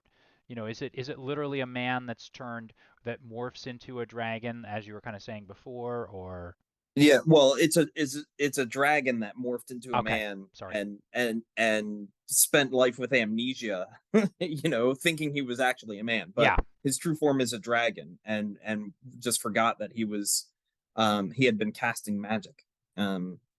But yes, now it's back in dragon form, and it just comes in to attack the village. It's pissed off right. that its sons were killed at the mead hall. So it goes, and it's not even discriminating. Yeah. It's sort of like just attacking Hrothgar's village, uh, without knowing that our four or five or six adventurers are really the ones responsible. You know what this makes me think of, and I'm just going to throw this out there because we haven't even gotten to so we're going to talk about the three acts like in a Mm-hmm. moment. Um, but this is just an idea I had, and I don't want to influence you. Well, I just want to throw something out there. I like how you mentioned how it's a dragon that can morph into a human. What if what if it's one of the villagers that for some reason is planted and living within the village? And somehow I don't know because we would have to think of reasons for this to happen, but I'm just thinking about cool surprises. What if it's a human that's embedded somewhere in the village? And I was just thinking of Caledon, or I'm sorry, Cadman. Okay. I was gonna, Yes. you What know if what? the We're lucky I didn't say Calgon. Then I would have asked for someone to take me away. If I had said Calgon, I would have been so embarrassed. But yeah. what if this dragon is Cadman the monk? or I'm Mm, just I'm throwing stuff against the wall to see what sticks, and you can tell me. Or maybe there's some sort of weird relationship between Cadman the monk, and he's warning about like creatures in weird disguises or something, and like there's one the scariest creature of right. all that is always has been there. Possible or stupid? You can tell me to shove it if you want. We are Well, I friends. mean, it's a these are good questions. Actually, it gave me a different idea. I was Okay. thinking, what if it comes in and its first victim is Cadman? Like that's the way they encounter. Like, oh crap, there's a dragon. Is it comes in and Yeah. it eats Cadman and takes off? Yeah. That could be another thing too. Yeah, I don't know. I'll think about it. Yeah. We can always think about it. But I think. Did you Oh. did you see the image that I added to the Google Drive? Oh, no, I didn't. Hold on. Let me see if I can call that up. Just a moment. All Because right. we're moved on past Grendel's mother, but I sent you an image that I was like, oh, maybe this could be an image for Grendel's mother. Let me see if I can get that up there then. Oh, it's very, very tiny. But let me see if I can zoom in on that, and we Yeah, can it is tiny. definitely zoom in. So why was it that you chose this image then? Tell me a little bit about it. Is this what we see on the tapestry? Is this what happens later on in the story? What's going Yeah, on with no, it? this is like the kind of art that you would see on the tapestry. This is it. This is what the art of the tapestry looks like. Right. And then this monster is a female monster. So this is kind of what I was this is to add texture to what I was telling you. But yes, the art on the tapestry would look exactly like this. This would be very much the style. I like it. And again, it opens up like it kind of like opens up all of these opportunities for the game master and for the players to sort of think of things to do. Because the first thing that I see there, of course, is that there's a depiction of some sort of action, and it's the history of the village. So the players have the chance to say to the GM, you know what, I want to go check out the tapestry and I want to see how many monsters are depicted. And I want to see how, what year this happened in. And I want to see what preceded it. And I want to see this or that. And they have an opportunity to kind of throw ideas out, which you as a game Mm-hmm. master can kind of steal. Like there are many times when I have no I well, I have one idea about the way that a villain is going to work or the way that an antagonist is going to work. And then the players say something that makes more sense or is more compelling or is better than anything I came up with. And having them kind of look at something like this where there are, there are depictions of things happening. There is writing and language. There's a story probably being told. It gives opportunities for the players to kind of like create the narrative surrounding their own adventure. So I like that idea. I like the idea of using this very, very much. Um, so with that in mind, is there any particular I kind of wanted to talk a little bit more before we move on to the three acts, like a hook and the three acts in our, final 40 minutes or so of the show. Just as an aside, I have to do it. The dragon, page 325. I just like giving page numbers. Sorry. But you were saying, before we progress, was there anything else that I Uh, yes, thank you very much, Eric, for being you. But yeah, I like that. We've closed the circle, right? Because we talked about each page and we talked about the page numbers. So perfect. Um, and actually, that's what's really good too and I think this is really for as far as your personality goes, like I can see you having a very nice complete circle kind of story, and like I'm just very interested to find out how this is going to come out. Um, you're talking about things that you have to think about.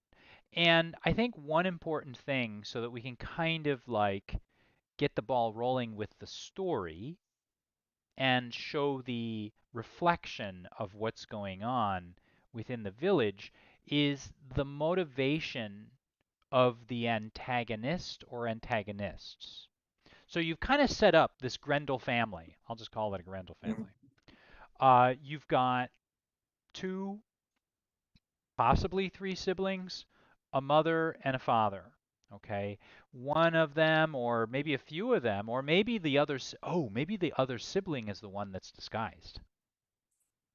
I don't know. Could be. Just throwing that Maybe out there. maybe they had one enchanted sibling who is a villager. Yes, it could be. What And the dragon's human enchantment actually made a litter of three kids. Two of them are abomination grendels, but one of them just looks like a normal human. that could be the hook at the end. What if Mm. what if they do what if you the players theoretically defeat the two siblings, then they defeat the mother, then they defeat the father, and they're just a complete mess. And everyone's like, oh, thank goodness. And this kind of opens up an opportunity where what you could do is, let's say you have, you know, the players are feeling it, they're excited, and the mood seems right, the direction of the story seems right. You can have that player, or I should say that third sibling, morph and create a final battle, right? It's kind of Mm-hmm. like an insurance policy just in case everything else is too easy. Like through the whole thing, you can kind of be thinking to yourself, okay, well, I have one more thing. Or let's say you have a really satisfying conclusion to the whole game and Mm-hmm. everything works out really well and everybody looks at their watches and they're like, well, we're going to leave in 10 minutes now, so we can't really play anymore. You can give a little bit of an epilogue where you say there's a villager who has the Right. same tattoo or has the same set of eyes, eyes that Mm-hmm. match, or something like Right. that, that walks away, and you know that there's something left for a possible second adventure, or if you never play that second adventure, it's a good way to kind of it's like it's the Marvel post credits scene for Right. your I adventure. also thought about, in terms of running out of time, they might fight the Grendels and the mother, and then we're done. That's all the time we have for it. Right. I don't know how long it's going to take. So the dragon is kind of, and when you read Beowulf, it feels a little bit tacked on at the end. Mm. Like, oh, and by the way, there's this dragon, and he's got to go kill him. Right. It's like it's not as integral as the first two acts. Those seem to be the meat of the story of reading Beowulf, Let and me then the dragon story is like a separate story. But let me ask you this about this. And now, ladies and gentlemen, if you want to fast forward, I'm going to ask Eric like an English teacher to English teacher question here. I mean, a lot of those stories were just cobbled together, and they Yeah, they were weren't oral they weren't traditions just slapped. necessarily like the person that made up like there may have been one person that made up the Grendel part. Then there might have been though I'm probably fairly certain they made up the Grendel part and the mother part.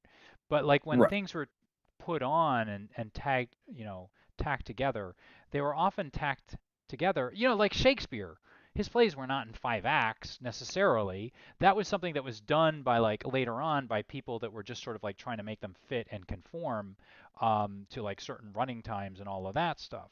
Oh, I Like, see. Yes. you know what I mean? Yeah, I mean, he Like, wrote what he wrote, but he didn't put act break and scene break yes, that yes, specifically we kind of into the works. assigned it to that, and we interpret it like, Said what was it? here's where Act Two ends, and we Yes, just arbitrarily put that. But he didn't write like Act right. Two He didn't on. literally write No, those he didn't. things on it. Yes. We have since kind of like seen into it and like figured out what he was, most likely doing in that case. Well, it's the same thing with Homer. Homer's not Homer. Yes, Homer has to be at least two people because when yes, you read the Iliad and read the Odyssey, they're so completely different right. that it's very clear that they weren't just written by Someone different people. They else were written centuries apart. apart. Right, right. Yes. And that's like I'm so sorry, ladies and gentlemen. I know you came here for I think you're interested, aren't you? You want to hear this stuff. You wouldn't be subscribed to my channel if you didn't want to hear little asides like this. But yeah, I mean, I think that's probably the reason why it feels tacked on. It It probably very was. well could have been tacked on. Or it could have been just part of a different Beowulf tradition. Right. And these two They were stories were not cobbled typically told together, together. but because the Beowulf poet was had a bunch of parchment in hand, Right. he's like, I'm writing it all down. Because that's how things worked then. You just had to fit everything on the parchment that you could when you could get it. Right. Um Paper was short. yes. Yes. Oh, there's Yeah, I came for the source theory. RPGs be damned. Lots of that. Well, thank you, Magnum Pi. We're very glad that you're here for us. We're very glad that there's one person. And in fact, when I initially started this channel, I don't know if you knew it or not, but I started it all for you. And we're here for you. But at any rate. Well, then we can talk about how the first book printed in English was by William Caxton in 1475, but he didn't print it in England in English. He couldn't find a printing press. He had to get on a boat and go to Amsterdam to Oh, find the nearest printing press. So the first book printed in English yeah. was printed in Amsterdam. Oh, And as a bonus, it didn't have an English title. He slapped a French title on there my just to goodness. make it fancy for Magnum his English Magnum audience. says he had his suspicions. Yes, we knew that. This was all for you.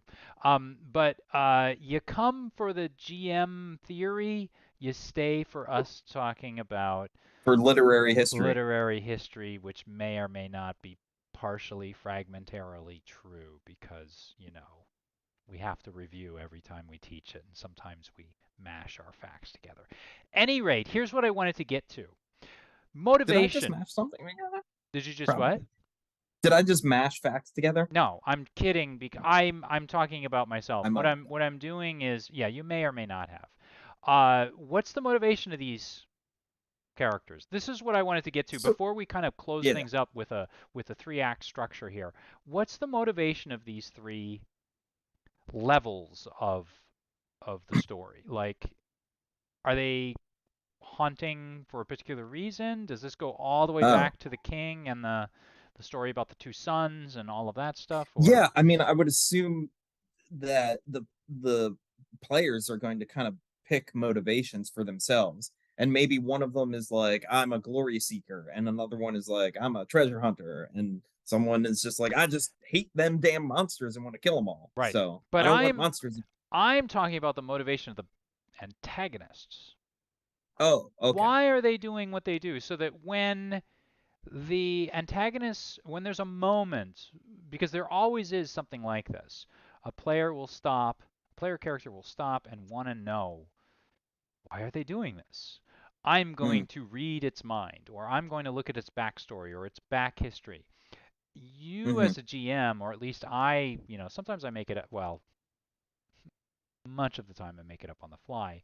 Do you have any idea what it is that is motivating these three levels of creature, the siblings, the mother, and then the father, to do what they do? Why are they attacking the mead hall? Why are they causing trouble? Oh, thought we kind of covered it. The Grendels, they hate the sounds of Oh, mirth and laughter and joy. yes, And then the mother is just in her cave, chilling, minding her right, own damn business.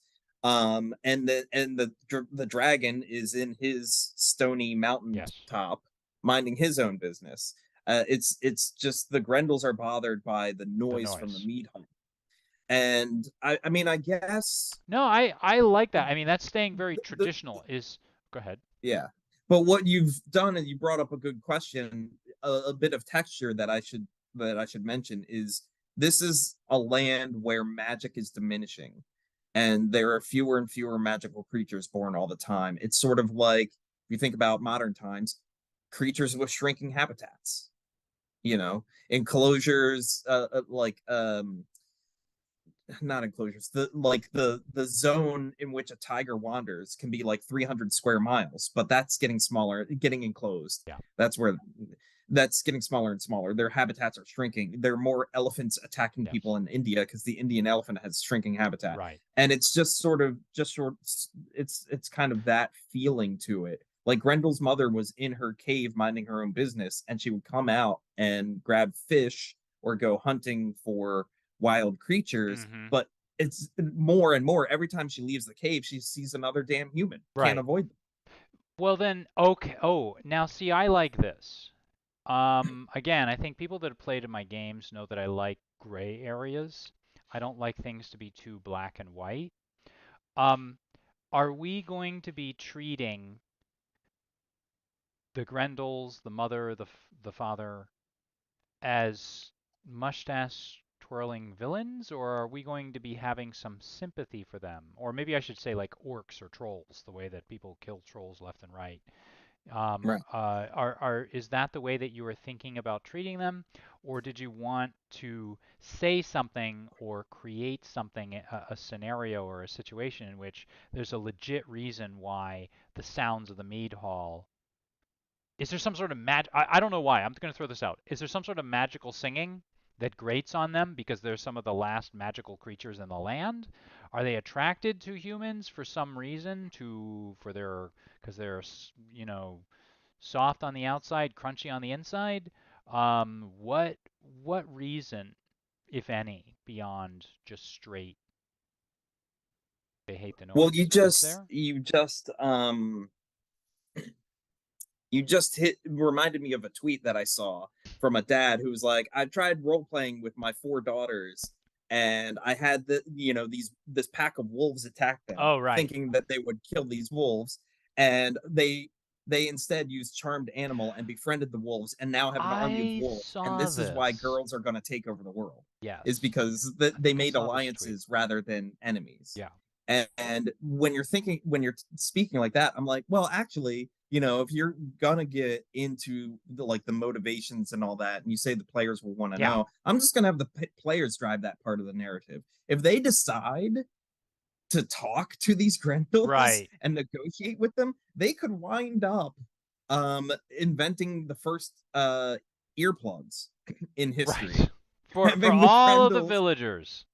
right, and having the Grendels handing these two monsters like, here's some noise canceling headphones, Yeah. so when the villagers are singing their songs, it's not going to bother you. And then they get invited to tea back at the Grendel's mother's cave, and now they just have friends. And there could be zero combat in it. I mean, I will let the players drive that. I I actually think that's, and I guess a place where I see an opportunity for figuring it out as far as the players go is in the Mm-hmm. tapestry. I'm just sort of thinking, like, I'm trying to think of how I would face this as a player, and most likely, I would look at the history on the tapestry and I would probably throw out, if I would probably come As a to my, GM, I would say every picture of a Grendel attack is associated with a picture of a trumpeter playing a trumpet and a drummer playing a drum, right, and then a Grendel attack. right. There you go. And then you're building that association. And so that as a player makes me start thinking, well, there's something about that the Grendels in fact Mm-hmm. don't like. And I got to be honest, like if I hadn't heard the story of Grendel, I wouldn't be thinking in my head, oh, it just grates on them. I would probably be thinking something else, like their parents were killed by a trumpeter or something. I don't know. I don't know. It's just an idea. But okay, Right. you're gonna leave this up to your players and let them kind of like dig for that information. So now in our last 20 minutes or so, let's see if we can build three kind of distinct acts based around all of these things that we've kind of discussed. Um, so I wish we could go into tons of detail, but this is pretty much what happens in every episode is we do a lot of discussions about the motivations of the characters, the setting themselves, the setting itself, the type of like confrontations and conflicts that we're going to have, and then we spend the last moments of our show quickly writing out three acts. So what do we see here, Eric? In a nutshell, if you were going to describe three acts, how do you think they would go? What do you see happening? Like just in broad strokes. It starts in media res. The players are on board a ship arriving Wow, you're very at the specific. shore. What? Very specific. I like this. Go ahead. Yes. The players are on a ship arriving, and they're being told, I'm telling them, you have signed up for monster slaying, and that's why you're on this boat arriving here. And after an incident on the ship where you choose whether or not to save someone's life, the cursed son of King Hrothgar, his name is Hefkin, he's about to fall overboard. And in the process, also rescue the ship, steer the ship or not. And depending on what you do, you'll get a bonus item when you land, and Hrothgar saves you for thanks you for saving the son. And then he takes you to the mead hall and explains after every party at night, Grendel attacks, and they had no idea that it was more than one Grendel. So they can't tell you that because they think it's just one Grendel because they look identical. Um, so and then they have to either fight the Grendels or make friends with them. And then depending on how that fight goes, I'm gonna say in my head, like, if the Grendels are down to 5 hit points, then it's wounded and runs off. Um and they'll encounter another monster. If it's down to 1 hit point, it will run off and they won't encounter monsters, kind of thing. And if they kill it completely. So depending on how that fight goes, that will segue into Act 2. And if both Grendels are mortally wounded but alive, they're going to take 2 different routes back to the cave. One's going to take the long way because he's less injured and he can throw off the scent. And there's a short, more direct path. And depending on which Grendel they follow, that's going to dictate what they encounter next. If they take a sort of seaward path, following cool. a relatively healthy Grendel, and they go along the coast to the shoreline cave, they'll encounter a deep one from page 319. Oh, wow. But So wait a minute. So you're getting into other. That's cool. if the party is too beaten up and banged up for that, they won't encounter a monster. And if they follow the forest Grendel, they'll encounter a giant rat. Unless they're too beaten up and banged up and don't have enough HP. Right. And then when they arrive, if the Grendel only had 1 hit point left, it will just die. The last of it, it'll bleed out and die, and they won't have to do any more Grendel fighting. They'll just have to fight the mother. But if it has 5 hit points, I'm going to say it's still alive, and you got to kill the Grendel in the cave and fight the mother. So that's going to depend on how beaten and banged up the players are, and all of those factors, and how well they roll. If they keep rolling ones, I'm gonna go like easy us. right. Like If the you're last time playing we with played. our group and we continue to roll ones, you Right. know what? Then I'll go easy on them and they I won't would have say to you should fight probably plan for that. they won't have to fight an extra monster like a deep one or a giant rat. Right. But if they're making it through unscathed and it's almost boring, then they'll have a few extra monsters.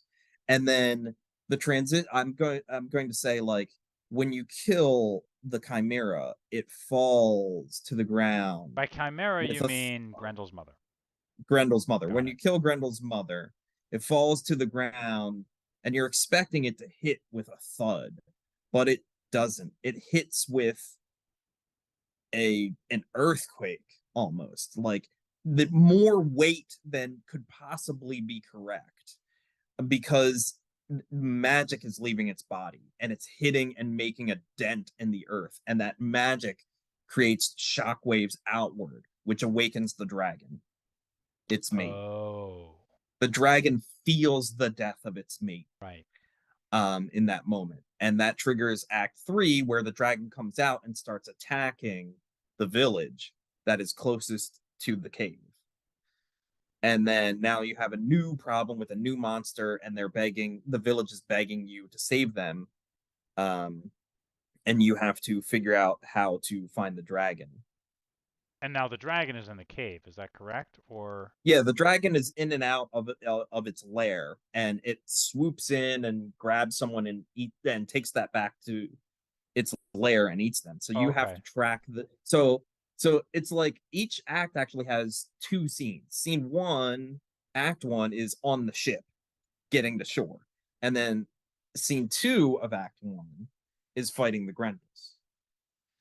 Act two, scene one is going to be going back to the lair, tracking the Grendels back to their lair, or finding the lair. If you've completely incinerated the Grendels, you have to start from scratch If finding again you're playing them. with us, that's Right. We'll it's barely make it out of the meat it's hole last probably time. that we rolled a lot of ones and we've also incinerated whatever it was we had to check for evidence. So that's yes.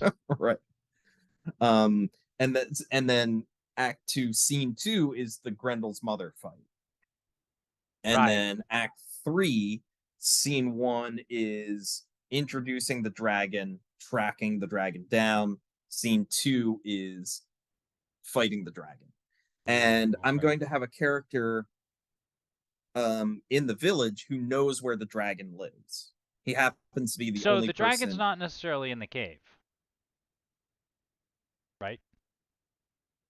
Yeah, yeah. Well, not at all times. Right, right, right, No. right. Okay. Yeah, it's Yeah. not. It wasn't meant So to be when a it trick comes out question. and I was just attacks the clarifying. village, Hmm. yeah, when it comes out and attacks the village, it's not in the cave. So one of the things I was thinking about, mechanics of it, one of the things the players can do is when the one of the Grendels drops its ring of dragon wings, one of the players could use that to try and follow the dragon home and fly behind it.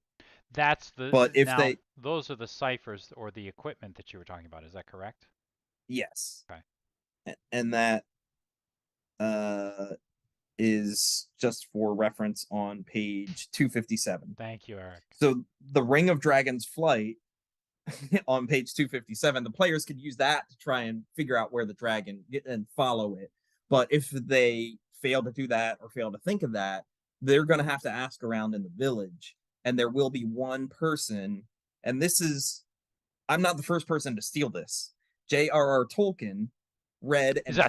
translated Beowulf, and there's a thief in Beowulf's village that knows where the dragon lives and has to lead Beowulf to the dragon's lair. Whereas in J.R.R. Tolkien, he stole that same idea, and it's Smeagol. Gollum is the one who knows where the dragon lives, and Right.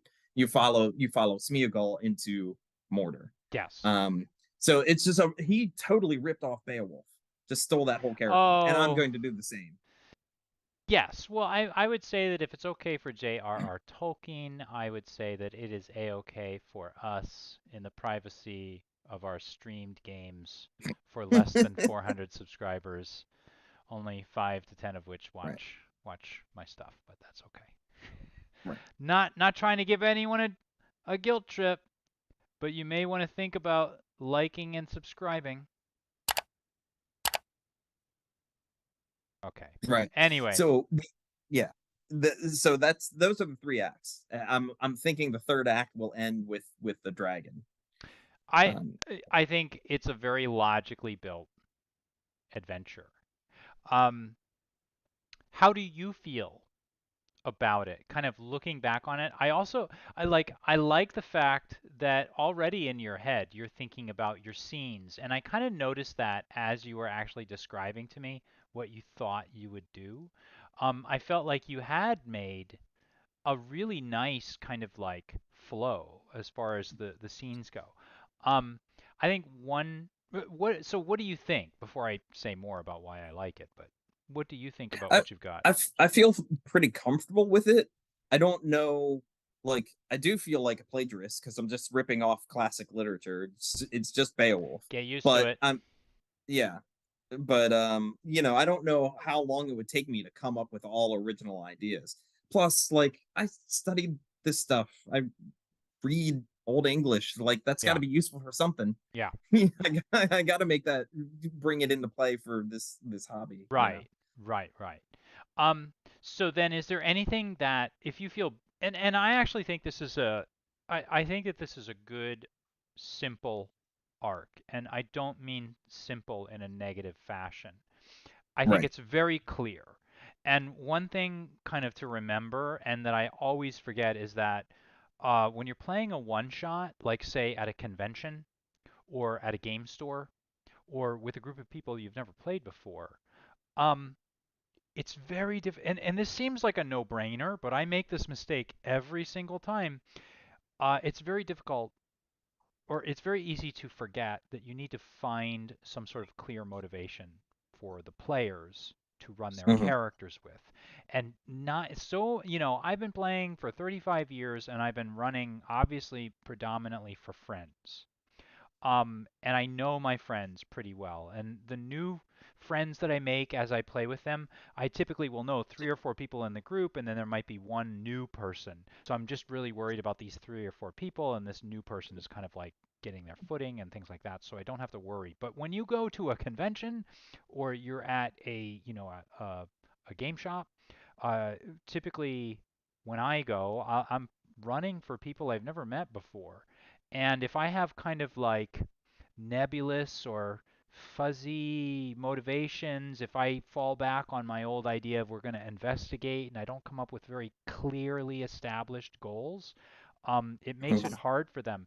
And that's why I like what you've kind of come up with here. You've boiled it down to like, some of the simpler more straightforward elements and elements that are designed to sort of push your players in one direction. They kind of have to run hot or cold. If they run hot, then they're going to like attack and they're going to defend and they're going to try and, make a difference. If they run cold, you have your idea of actually building some sort of a relationship and running the game in a different way. Um, is there anything that you are worried or uncertain about or don't feel confident in or feel like, it could Yeah, be, I'm nervous about the moment one of them goes, "Okay, I attack with that," and then I'm like, "Okay, so wait, j- I gotta ease your tasks."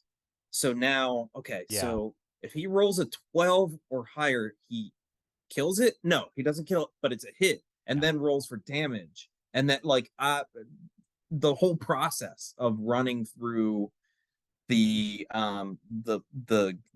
mechanics of the game. yeah, I feel like I'm gonna in that moment, it's me and no one can help me. yeah. And I'll just be like, oh crap, I lost track of how many Not hit points. not true. I think it's not you and just you.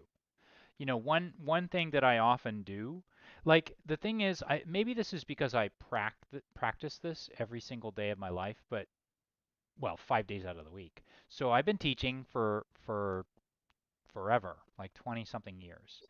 And in all that time, it's impossible for me to know the answers to every single question.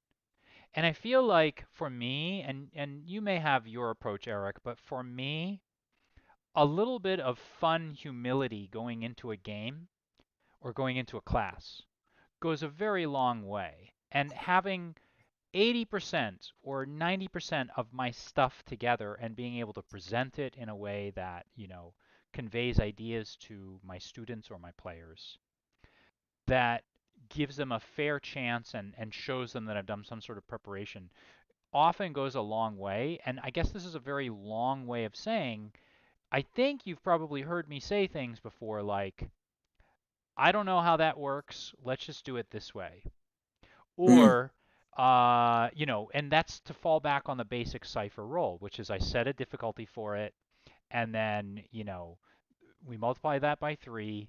It goes from 5 to 15, and then I negotiate with the players, and they tell me if they have 3 things that can bring it down, or if I have 1 or 2 things that can take it back up. Like if they're fighting up a Mm. hill, it goes from a 5 to a 6.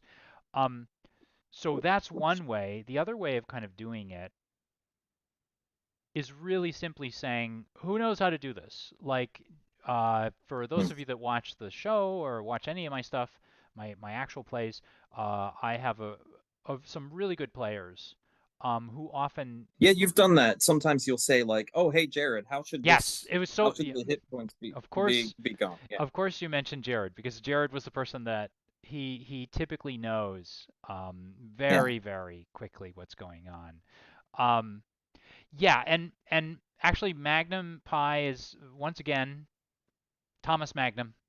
My God, Magnum, thank you for bringing this up. He says if you make a mistake in the rules, your players won't know. Just do it right the next time. And I feel like that's kind of like the secret. Either they won't know or they'll choose not to know through goodwill Mhm. sometimes. Right. Like, oh, go ahead. I was just going to move on to the second thing that I'm nervous about is so like a level 5 abomination. Is that going to be too easy or too hard? That's I brought in a second one, or at least I have the option of a second one, in case one of them Yes. is too easy. But so that makes me, and then they're going to be fighting a level 6 chimera and a Yeah. level 7 dragon. So the other thing I'm nervous about is too hard, too easy. What level should I be telling people, hey, we're playing a one shot, build a level 3 character, for example? Typically with Or a like, I don't know. typically with a one shot, and our games are a little bit unusual, Eric, in that I will tell you guys, go ahead and make up your characters. But the truth is when you're going to a game store or when you're going to a convention, typically you've created four characters with specific skill sets and ciphers Mm, and you hand those over. Um, at a game store, at a convention, you don't have time to allow them, or you don't usually, like when I run for like Gen Con online or like Gamehole Con online or whatever, I will be in communication with my players sometimes 2 or 3 weeks in advance. And mhm, what I always offer those players is I'll say, look, I have an idea for four different characters here. And if you want to make a character, here's what the basic theme or overall arc of the story is going to be. If you want to make a character for this, go ahead. I also send them a copy of the setting because I have like my own homebrew settings and things like that.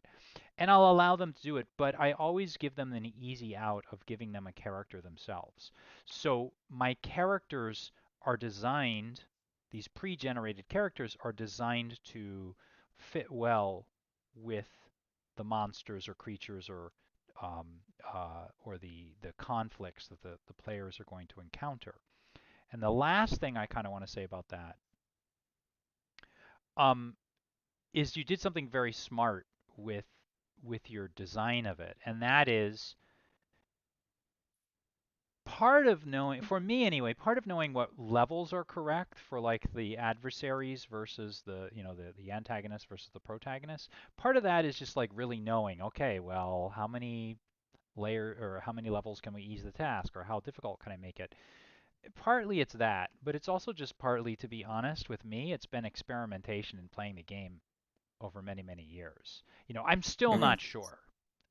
There are many times when players do something that suddenly makes me realize this is too easy, or the opposite. I realize, holy cannoli, this is way too hard.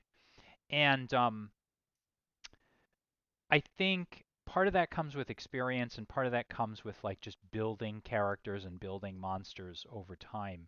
You start to sort of figure out, but you smartly hedged your bets by having several versions of a monster waiting in the wings, right? So if Mhm. you have several versions of the monster, if one is really easy, you have the next version. And the other way you made it more interesting than just throwing the same monster at them again was you mentioned with the two Grendels, each one has a different ability. So the players may have defeated the first Grendel with I can't remember what kind of whip you said it was, Whip. but with the whip, Yeah. Soul um, Flang Whip. Soul Flame Whip. So they may defeat it, and then they think, we got this next one. But you said the next one is actually flies, right? So it completely confounds the players. Um, and actually, Magnum Pi has another good idea. So he was saying if you find that the encounter is too hard, use the environment to give assets to players or penalties to the monster, right? And I would say Mhm. you could do the vice versa with that. Let's say the monster is too easy, you can actually, Have it knock down a wall. yeah, have the penalties like hinder the task by saying, oh, well, it knocks down the wall, and now you have to like climb up the wall at the same time as you're attacking it, or Mhm. vice versa, like Magnum was saying, which is use the environment itself to throw obstacles in the way of Mhm. those players. Um, are you ready to run the game live on YouTube, Eric? Yeah, But you not this minute maybe, but but I don't know how more prepared I could be actually. So maybe yeah, if you secretly had like four people waiting and you just had them sign on, I mean, yeah, sure. I think it would be good. I'm gonna say the caveat to that is I'm gonna say you should sleep on it. It's very easy to Right. ask someone at the end of a 2-hour live program and paint them into a corner and say, hey, why don't you come on the show and why don't you run a one shot for us? But it would be awesome to see a new game master run a game for the very first time. I think it would be a really great learning experience for everybody. Um, it can't include me, I guess, because I was sitting here helping you create Right. the game itself. I'm You would not, know all the yeah, secrets. I'm not Yeah. sure what the logistics are. I might just sit in the background and cackle and laugh as I sort of ran things for the group of you, but I mean, I'm sure we can kind of figure something out. Um, so, at any rate, Eric, I want to thank you very, very much. So, and I also want to say something about what Eric did tonight. Eric's never run a game before. He's never sat down to like plan out a game. He has never, he's up until a couple of years ago when we started playing regularly. As far as I know, he hasn't been Mm. playing any RPGs. Um, No, I never gamed. I appreciate the fact that you would come on and sit down and open yourself up to scrutiny and all of that. I also admire like your courage, like for just coming on and doing this so openly. So from one friend to another, and also as somebody that runs a channel to a guest, I really appreciate you coming on and um, and adding to the flavor of the channel. Um, Thank you. well, no, thank you. Thank you very much. So, ladies and gentlemen, I just want to thank you guys for showing up tonight. I also wanted to add that GMs in the machine will be back next Monday. Back next Monday. I have a special guest, Lil Red Dot. She is well known for the actual plays that she does. She's been someone who I have watched a lot. To be frank, I don't watch a lot of actual plays because I'm so busy like making stuff up and I have my normal day job and all of that stuff. And as you might recall, I do role player with 1,000 Faces. As you might recall, I did have Little Red Dot on a few months ago, and she was awesome to have as a guest. I admire her style of running games and of building. We'll have her on Monday, this coming Monday. Not this Monday, not tomorrow. A week from tomorrow, she will be on the program.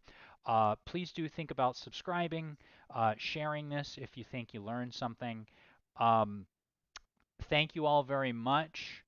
And to all of you out there that have been watching tonight or may watch in the future, uh, please have yourselves a great game.